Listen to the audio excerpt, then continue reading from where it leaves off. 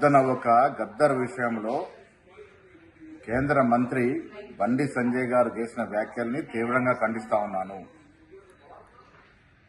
గద్దర్ యొక్క త్యాగం మర్చిపోయి తెలంగాణ ఉద్యమంలో గద్దర్ పాత్రని మీరు మర్చిపోయి వారిని కించపరిచే విధంగా మాట్లాడడాన్ని తీవ్రంగా ఖండిస్తా ఉన్నాను.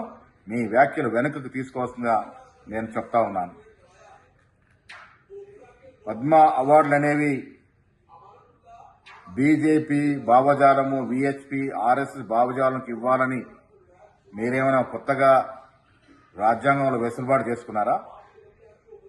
ఇవి పార్టీలకు అతీతంగా సమాజంలో సేవ చేసిన వ్యక్తులకు ఇవ్వాల్సిన పద్మ అవార్డులు కూడా మీరు పార్టీ రంగు పోయడం వల్ల వాటి విలువను తగ్గించే ప్రయత్నం చేస్తా ఉన్నారు.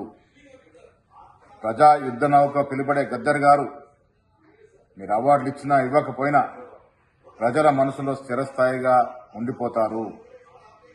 ఆనాడు సాక్షాత్ ప్రధానమంత్రి గారు గద్దర్ని ప్రశంసించిన సందర్భం మర్చిపోయినట్టున్నారు సంజయ్ గారు. చాలా మంది బీజేపీ నాయకులు తెలంగాణ ఉద్యమం సమయంలో గద్దర్ పాడిన పాట, కట్టిన గజ్జ వల్ల తెలంగాణ వచ్చింది అని ప్రశంసించినటువంటి మాటలు, ఆలింగనం చేసుకున్న సందర్భాలు మర్చిపోయినట్టున్నారు. ఇవాళ గద్దర్ని కించపరిచే విధంగా మాట్లాడడం అనేది తెలంగాణలో తెలంగాణ కోసం పోరాటం చేసినట్టు ప్రతి వ్యక్తి ఒక గుండె గాయపడతా ఉంది. నేను తీవ్రంగా ఖండిస్తా ఉన్నాను. కేంద్ర మంత్రి స్థాయిలో ఉండి నీ వెనుకి పోతుందని భయంతో ఇక దిగజాడు మాట్లాడుతా ఉన్నారో ఇది శ్రేయస్కరం కాదు అనే మాట కూడా ఇస్తున్న మనవి చేస్తా ఉన్నాను. గద్దర్ని మీరే గారు ఈ రాష్ట్రంలో యావత్ 2 తెలంగాణ రాష్ట్రంలో ఉద్యమం తెలిసిన ప్రతి ఒక్కరు కూడా ఆదర్శిస్తున్నారు, అభిమానిస్తా ఉన్నారు. లెఫ్ట్ భావజాలం గురించి మాట్లాడుతూ ఉన్నారు మీరు. ఇప్పుడు ఎంతో మంది కారు సేవకుల్ని కాల్చి చంపిన వ్యక్తులకి పద్మ అవార్డులు ఇచ్చినట్టు సందర్భం ఇవాళ.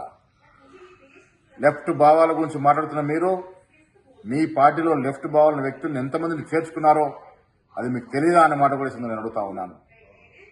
ఇవాళ పార్టీలకు అతీతంగా అవార్డులు ఇచ్చుకున్న సందర్భంలో దాన్ని కూడా రాజకీయం చేసే ప్రయత్నం అయితే బండి సంజయ్ గారు చేస్తున్నారో అది స్థాయికి తగదనే మాట, ఆ మాటను తీవ్రంగా ఖండిస్తూ చదువుతున్నారు.